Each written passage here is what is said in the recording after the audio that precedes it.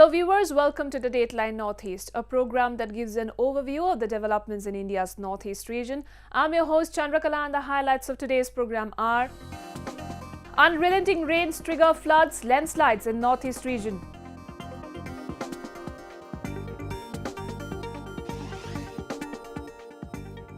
Vocational training gives young women in Meghalaya wings to fly. Football camp in Ukhrul a hit with budding sportsmen.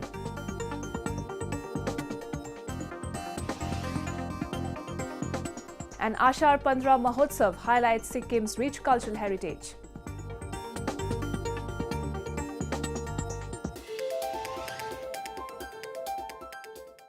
Well, heavy rains in India's northeast region has triggered floods and landslides at several parts, disrupting normal life. Dozens of people have lost their lives while lakhs have been rendered homeless due to the deluge. A detailed report. Continuous downpour in India's northeast region has triggered floods and landslides at several places, throwing normal life out of gear. In the landlocked state of Assam, over 17 districts including Lakhimpur, Jorhat, Bogaingaon, Golaghat, etc. have been worst affected by floods. According to reports, over 4 lakh people have been rendered homeless, while over 30 people lost their lives in deluge this season. Heavy monsoon rains in the tea and oil-rich state have caused burgeoning rivers including the mighty Brahmaputra and Barak to burst their banks. Authorities have set up relief camps in the flood-affected parts of the state to provide shelter to the affected people. पानी तो होने से भी sir सकता है, इसका इसे बड़ा पानी में हम लोग रिलीफ देने गया, लेकिन पैसेंजर को रिस्क तो हम नहीं ले सकेगा, है कि नहीं? इसे हम लोग कोई भी जा सकेगा, ऑर्डर होगा तो कोई भी जाएगा हम लोग. लकड़ी भी आता है, फांस के बहुत बड़ा लकड़ी आता है, इसलिए थोड़ा पंखा में लग जाता है ना लकड़ी, इसलिए भी बंद करना चाहिए. Torrential rains have also inundated Assam's Kaziranga National Park, causing most of the wild animals to stray over Karbi Hills, making their lives vulnerable to poachers and speeding vehicles. The park authorities have flown in drones to ensure security of animals in the park, particularly the famed one-horned rhinoceros. Prime Minister Narendra Modi has expressed his concern over the flood situation in the region and has assured all possibility help to normalize the situation. Union Minister Kiran Rijiju along with high-level central team visits Assam in order to take stock of the flood situation. Honorable Prime Minister Sri Narendra Modi ji, after his successful foreign trips, had spoken to me about the latest flood situation in the state of Assam. And I have given him the details briefing about how the state government of Assam has been taking initiative to help out those maroon people and also affected people of the state.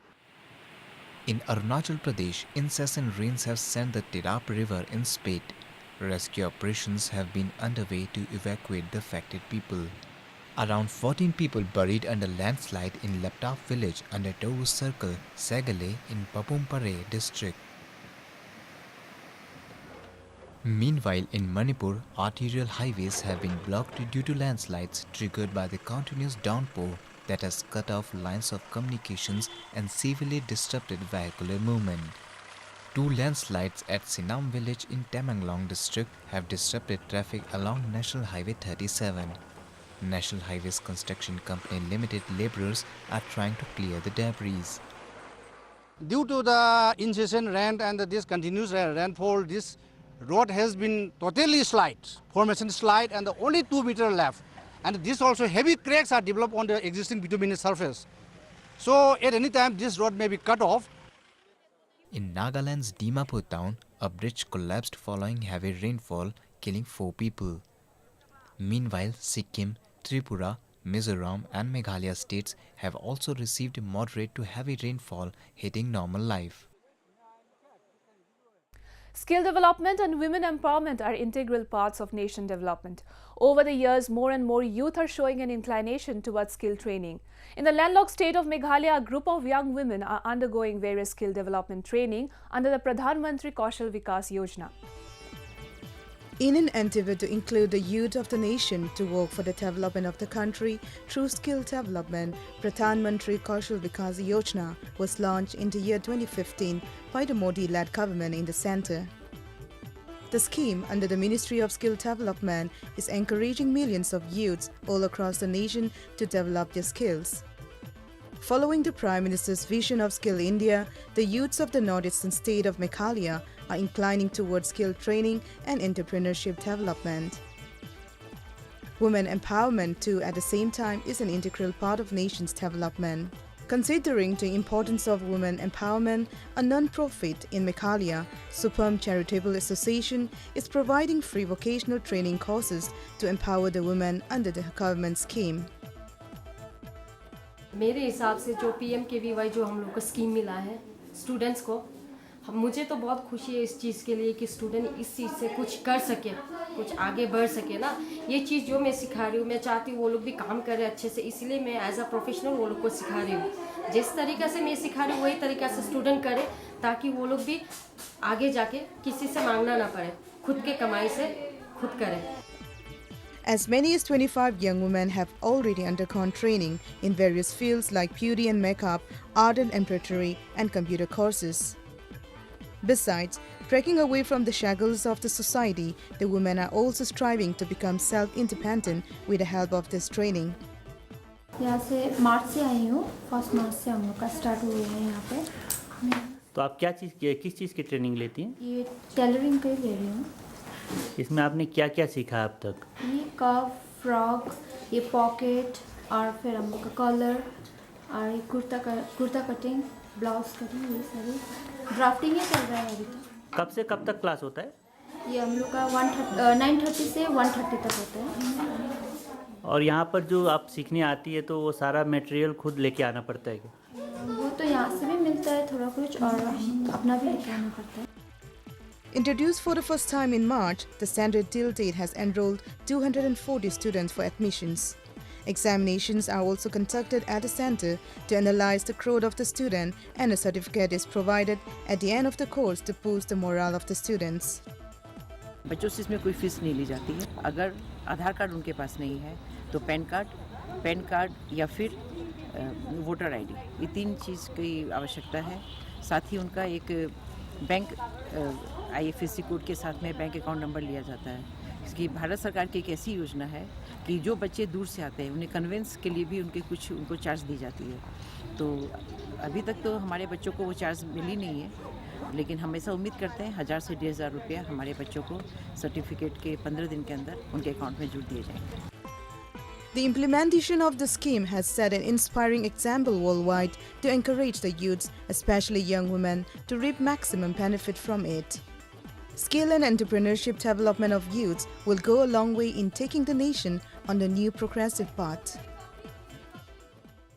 Moving on, India's northeast region is well known for its music, art, culture and sports. The region has produced many achievers across fields who have brought many laurels to the nation. By nurturing the skills and talents of the young soccer lovers, the first of its kind summer football camp was held in Manipur's Ukhrul district. A report. Sports are an integral part of the northeastern community. Having an inclination towards sports, people in the northeast region are keen sportsmen and avid followers of soccer. To nurture the talents of budding sportsmen in Manipur, Ukhrul United Football Club, in collaboration with the Northeastern Council and Sports Authority of India, has created a novelty space to train the youngsters in football. The football camp has gained popularity among students who have been coming in hundreds to brush up their soccer skills this summer vacation. Students are undergone training at the camp for 3 weeks. After every coaching camp, we have seminars for parents and the children alike. So we teach them the prospect of football, the importance of sports, then how sports can help them develop through health, identity, or etc. All those education and how to have fun and leisure, how to spend their time. All those are also included. Basically, in the summer coaching camp, we do this during the break because during the summers, most of them don't know what to do, and they are involved in other antisocial activities, basically intoxication and stuff. So, by having this camp, I think that also can improve, and the society at large can improve very much. Celebrating the love for sports, especially soccer, the camp has been organized to help shape the future of the youngsters better by helping them identify their strengths. A torchbearer in sports, Ukhrul United FC has been continuously grooming the young players and giving them a platform to showcase their skills. Various techniques of the game like passing the ball, heading, chest control, balancing and stamina building are among the many things that the camp focuses on. I saw the banners and my brothers are very much involved in football, so they introduced me to this coaching camp. And what I have learned here is very useful for what I would be doing in the future. It has made me healthier. It has taught me many techniques that I can do by myself. From this football coaching camp, I learned many skills and techniques such as passing, hedging, chest controls, and many more. Parents have also shown great interest in shaping the future of their children. Many even attend the training sessions of their children, looking on enthusiastically from the stands. Akoi parents sing busu hoi makhoina angang si hayeng future ne haina khallaga takpiba mayam si akoi parents mayam su yam thakalle aduka makhoina hojik tawriba mayam si da angang si bu train tawba mayam si akhoina khallaga parents sing na khallaga masi si society da hayeng si great change ama purakani ana akoi khalle. Building the platform and providing an opportunity to the budding sports lovers will definitely enhance the skills and talents of the youngsters. Moreover, it helps inculcate in the children habit of a healthy and active lifestyle. Revered with the undulating hills and plains with luxuriant green cover and a favorable climatic condition, India's northeast is mostly based in agrarian economy, with more than 70% of the population engaged in agriculture sector. Paddy is the main crop of the northeast as it is the principal food crop of the region. We have a report. Taking an advantage of the wide variety of rare and exotic flora and fauna, India's northeast region's economic growth is hugely depending on agriculture sector. As the region is mostly covered with evergreen forests, large scales of areas are plotted for rice, millets, maize and pulses cultivation. However, rice is the main crop in the northeastern states, covering around 61% of cross-crop area. With the advent of the monsoon season, paddy sowing has begun in the region. Farmers in the landlocked state of Nagaland have also begun sowing in the fields. This is my paddy field. I'm an employee of a private institution. And then I cannot work fully. Because of that, I have to employ some of the laborers as daily wages. It is not that profitable, but since I love to cultivate, I used to do it every year. ऐसे ही हाजरा करते हैं, कभी कभी काम मिलता है तो ऐसे धान सब लगाते हैं और धान के सीजन ख़त्म हो जाने से और दूसरा काम भी करते हैं. Similarly, farmers in the hilly areas of Manipur have also initiated paddy sowing. Being the stable tide of the people, rice plantation is considered holy and significant in Manipur. Spread out in the wide open space or terraceway of paddy field, people in the hilly areas engage their labor work throughout the year. As rice is among the most cultivated crops in the northeastern region, agriculture sector as a whole contributes to the economic growth and prosperity of the region. Let us now take a look at some of the events that made news in the northeast recently. Manipur police seized 1,605 kilograms of contraband estimated to be worth 1 crore rupees in the international market recently. The seizure was made during routine checking by a team of narcotics cell of the police. The contraband was packed in 107 sealed packets weighing around 15 to 16 kilograms each and was concealed inside a secret chamber in a Tata truck bearing Manipur state registration number.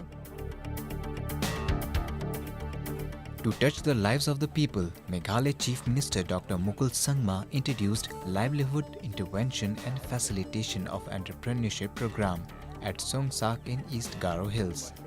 Life seeks to bring the poor and vulnerable women into the self-help groups movement by emphasizing on reviewing the inactive, functional ones and include them with the ongoing life project. The program will be implemented in the line with the National Rural Livelihoods Mission in the non-NRLM blocks with an objective to support the community through SHG's formation. Joining the rest of the world, people of Arunachal Pradesh also observed the World Population Day in Itanagar. Organized by the State Health Society Nehar Lagoon, a population rally was joined by the Royal Arunachal Riders and school children from various schools to impart the importance of population control in the society. The school students were sensitized and made aware of various adolescent reproductive and sexual health issues, including reproductive rights of women, so as to enable them to lead a better quality of life in future. In a joint operation conducted by the Tripura Police and Forest Guards, huge stock of wooden logs was seized from an illegal sawmill in Charipara area of Tripura. The timber cut down illegally from the forest was to be smuggled to Bangladesh. Tripura, with a forest cover of over 60%, shares 857-kilometer long porous border with Bangladesh. Smuggling of goods across the border is a problem that the security forces have long struggled to tackle. Manipur Governor Dr. Najma Heptullah recently visited the National Cadets Corps Group headquarter in Imphal and interacted with the cadets taking part in the 10-day NCC Combined Annual Training Camp. Addressing the event, the governor appreciated the NCC for instilling the feeling of nationhood and said it should be mandatory for every student. She further said that the NCC cadets played a major role in the man-made and natural calamities and that they are competent to join the three forces to safeguard the state and the country. NCC is an institute where youths learn discipline and the value of life. Tripura Chief Minister Manik Sarkar graced the National Experience Sharing Workshop, which was held recently in Agartala. Organized by the Indo-German Development Cooperation, the workshop aimed to address three related issues such as socio-economic, environmental degradation, and sustainable utilization of resources in the state. The workshop mainly held discussion on project entitled Participatory Natural Resource Management in Tripura, which was incepted in the year 2009 with the aim to improve the natural resource conditions and support the livelihood of forest-dependent communities. Next we have, as language and dialects change in every 100 kilometers in India, so does the music. The diversity brings richness and exclusivity to music. Likewise, the songs and dance in Manipur are equally unique and rich and have carved a niche for themselves. Celebrating the richness and diversity in music industry, a music festival called Kaungam Draba Ishe, a tribute to legendary singers of Manipur, was held in Imphal. The two-day-long music fest brought more than 50 music artists of the state, including the Manipuri musicologist Laishram Birendra Singh, sharing one platform with a common cause. The scintillating music event was graced by Chief Minister N. Biren Singh at Ballis Compound in Imphal and aimed at bringing both the veterans and young artists to celebrate the melodious and soothing music. Manipur hujik chatliba matamgi isai trend aduga aribana ariba mayamna samba hujiki nahasingna saiba ani sigi samnaba haibitare ani si kamain samna hangedage ariba matamgi isai duga hujiki anouba isai siga samnara kari thokpage kari polkadage aduga tungda hogalaiba naharol singsida. Organized by the Old Manipur Madam Ishe Kanlub in collaboration with the Department of Art and Culture, Government of Manipur, the musical program brought to light the important role of music in the society. Addressing the gathering, Chief Minister N. Biren Singh announced that his government was planning to bring a scheme to provide financial help for the welfare of the artists, musicians, etc. of the state.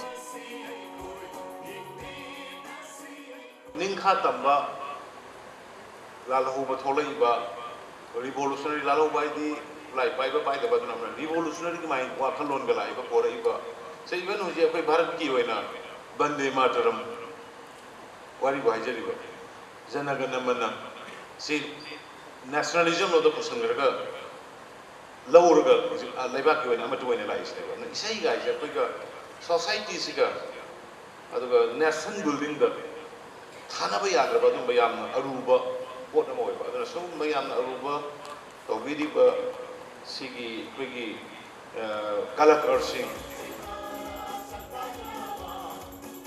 The fairs create a platform for the music personalities of both veterans and amateurs to embrace and celebrate of the essence of music.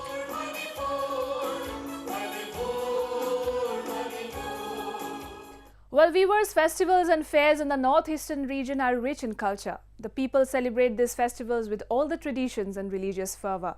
Recently, the northeastern state of Sikkim celebrated its agricultural festival, Ashar Pandra Mahotsav, with utmost joy and fervor.